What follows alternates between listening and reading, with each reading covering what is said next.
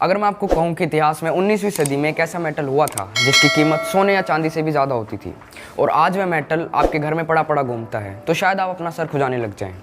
लेकिन उस मेटल का नाम था एल्यूमिनियम। जी हाँ, कभी एक दौर में एल्यूमिनियम दुनिया की सबसे महंगी कमोडिटी में से एक था, लेकिन आज उसकी कीमत आपके एक घटिया से चाय दाने जितनी रह गई है। अब देखो, ऐसा जो एल्यूमिनियम के साथ हुआ वह किसी भी और कमोडिटी के साथ हो सकता है, इसमें कोई नई बात नहीं है। किसी भी चीज़ की ओवर सप्लाई उसकी वैल्यू को भयंकर रूप से गिरा देती है। अगर आप किसी व्यक्ति के सामने ज़्यादा झुकेंगे तो सामने वाला आपकी वैल्यू कम करने लग जाएगा। ठीक उसी तरह बिटकॉइन की वैल्यू आगे जाकर ना गिर जाए, इसलिए बिटकॉइन के पापा सतोशी नाकामोटो ने यह पहले ही तय कर दिया था कि किसी भी सूरत में 2 करोड़ 10 लाख से ज़्यादा बिटकॉइन बन ही नहीं सकते। आज की तारीख में 1 करोड़ 80 लाख बिटकॉइन माइन हो चुके हैं। लेकिन ये साला बिटकॉइन है क्या? बिटकॉइन दरअसल एक क्रिप्टो करेंसी है। क्रिप्टो करेंसी बोले तो करेंसी जैसी। इस करेंसी की खासियत यह है कि इसका कोई माई बाप नहीं है। जैसा हमारे रुपए का RBI है, अमेरिकी डॉलर का फेडरल रिजर्व है, और ना ही यह किसी एक जगह स्टोर होती है, और ना इसकी वैल्यू को कोई एजेंसी फिक्स कर सकती है जैसा हमारी वैल्यू को RBI ऊपर नीचे करता रहता है। लेकिन ना ही बिटकॉइन की वैल्यू किसी फिजिकल कमोडिटी से जुड़ी हुई है जैसे दुनिया की करेंसीज की वैल्यू गोल्ड से जुड़ी होती है। जैसे कि आपको ऑलरेडी पता चल ही चुका होगा कि बिटकॉइन एक डिजिटल करेंसी है जो बिना किसी सेंट्रल बैंक के 2 लोगों के आपसी लेन देन में चलती है। एक तेरा, एक मेरा, 2 तेरा, 2 मेरा, 3 तेरा, 3 मेरा, 50-50 बराबर है। Everything okay? Happy? Very happy. Bitcoin दरअसल एक रिकॉर्ड होता है माइनिंग का। जो कंपनी या व्यक्ति जितनी ज़्यादा माइनिंग करता है उतने ही ज़्यादा बिटकॉइन बनते हैं। दोस्तों, अब सोचने की बात यह है कि क्या बिटकॉइन की वैल्यू गिरती है? जी हाँ, बिटकॉइन की वैल्यू एक दिन में कई बार गिर चुकी है। हर 10 मिनट में नए बिटकॉइन क्रिएट होते हैं और हर 4 साल में बिटकॉइन की मार्केट में आने की रफ्तार आधी कर दी जाती है, और ऐसा तब तक किया जाएगा जब तक सभी 2 करोड़ 10 लाख बिटकॉइन सर्कुलेशन में नहीं आ जाते। कोई भी आदमी बिटकॉइन माइन कर सकता है। बिटकॉइन का हिसाब रखने वाले लेजर को ब्लॉकचेन टेक्नोलॉजी की मदद से स्टोर किया जाता है, और ब्लॉकचेन टेक्नोलॉजी में स्टोर यह लेजर किसी एक जगह स्टोर नहीं होते, और ये लेजर बिल्कुल पब्लिक होता है। कोई भी इसे अपने कंप्यूटर में स्टोर कर सकता है। आप भी कर सकते हैं अगर आपके कंप्यूटर की हैसियत है तो।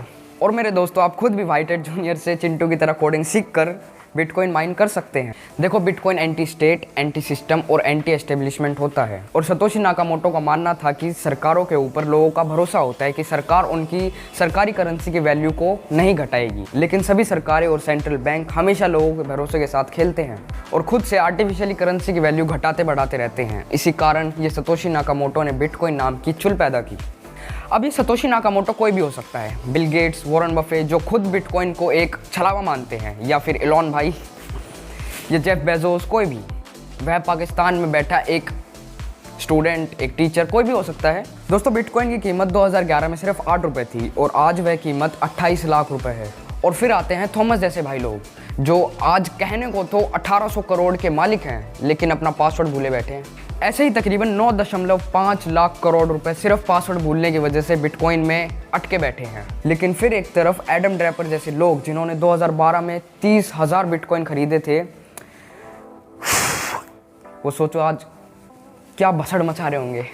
हालांकि बिटकॉइन में हमेशा उछाल नहीं रहता। बिटकॉइन कभी बहुत नीचे आ जाता है और कभी छप्पर फाड़ के ऊपर भाग जाता है। जैसा 2012 में बिटकॉइन सिर्फ $1 का था, फिर वो बढ़कर $200 का हुआ, फिर वो वापस से $2 का हो गया, और आज उसकी वैल्यू 27,000 डॉलर जितनी है। अब यार, बिटकॉइन के साथ एक एनवायरमेंटल कंसर्न जुड़ा है। दरअसल बिटकॉइन को माइन करते हुए भयंकर रूप से बिजली खर्च होती है, क्योंकि बड़ी मशीनें चलती हैं, कंप्यूटर चलते हैं, डाटा सर्वर चलते हैं, और उनको ठंडा करने के लिए AC चलाने पड़ते हैं। अकेले बिटकॉइन ने 2019 में स्विट्जरलैंड जितनी बिजली खर्च कर मारी, तो यह कोई छोटी मोटी बात तो है नहीं। अब बिटकॉइन माइन करने वाले भाई बंधुओं ने अपना ठिकाना आइसलैंड जैसे देश में बना लिया है, जहां उन्हें जियोथर्मल बिजली मिल जाती है और मशीनों को ठंडा करने के लिए AC की जरूरत पड़ती नहीं है, क्योंकि वहां पर ऑलरेडी इतनी ठंड है। अब मोस्टली बिटकॉइन चाइना में माइन होते हैं। हाँ ठीक है, हर काम की तरह ये काम इन चौमों के घरे होता है। चीन में इसलिए होता है क्योंकि चीनी सरकार इंडस्ट्रीज को बिजली पर भयंकर रूप से सब्सिडी देती है। नेचर क्लाइमेट चेंज ने अपनी स्टडी में बताया था कि सिर्फ अकेले बिटकॉइन ही आने वाले 30 सालों में इतनी CO2 प्रोड्यूस कर देंगे कि पूरी दुनिया का टेम्परेचर 2 डिग्री तक बढ़ जाएगा। बिटकॉइन के साथ एक और दिक्कत है कि कोई भी बिटकॉइन को हैकिंग के जरिए गायब कर सकता है। अभी तक 9,80,000 बिटकॉइन ऐसे ही चोरी हो चुके हैं। बिटकॉइन का इस्तेमाल इनलीगल एक्टिविटीज़ में भी बहुत होता है। जैसे यूएस गवर्नमेंट ने इल्ज़ाम लगाया था कि 2016 के प्रेसिडेंशियल इलेक्शन में रशिया द्वारा बिटकॉइन में पेमेंट की गई थी। बिटकॉइन से 2 नंबर का पैसा आसानी से इधर उधर किया जा सकता है और आज के वक्त में तकरीबन 25% टोटल बिटकॉइन ट्रांजैक्शन इनलीगल ही होते हैं। ऐसे में बिटकॉइन सवाल से ज़्यादा जवाब खड़े कर रहा है। हालांकि बिटकॉइन के साथ डिमांड और सप्लाई का खेल ज़्यादा नहीं होगा, क्योंकि सतोशी नाकामोटो ने पहले इसकी प्रोडक्शन वैल्यू तय कर दी थी। लेकिन बिटकॉइन की लीगल और इनलीगल या फिर इससे जुड़ी उम्मीद और नाउम्मीद इसकी वैल्यू को गिरा सकती है। Bitcoins are here for the future to rule, क्योंकि फेसबुक में अपनी एक क्रिप्टो करेंसी लॉन्च करने वाला है और वेनेजुएला ने तो पहले ही अपनी एक क्रिप्टो करेंसी लॉन्च कर दी है ताकि अमेरिकी डॉलर पर से उसकी निर्भरता खत्म हो। यह बस एक शुरुआत है और आने वाले 10 सालों में शायद बिटकॉइन इस दुनिया का स्वरूप बदल कर रख दे। और हो सकता है कि राहुल बाबा ही वो हो, क्या नाम उसका, अबे नाम भूल गया मैं, क्या नाम उसका, सतोशी नाकामोटो। हो सकता है राहुल बाबा ही सतोशी नाकामोटो हो। बाय। मजा आया और मैं ये जो मजा है हिंदुस्तान के हर व्यक्ति को देना चाहता हूं।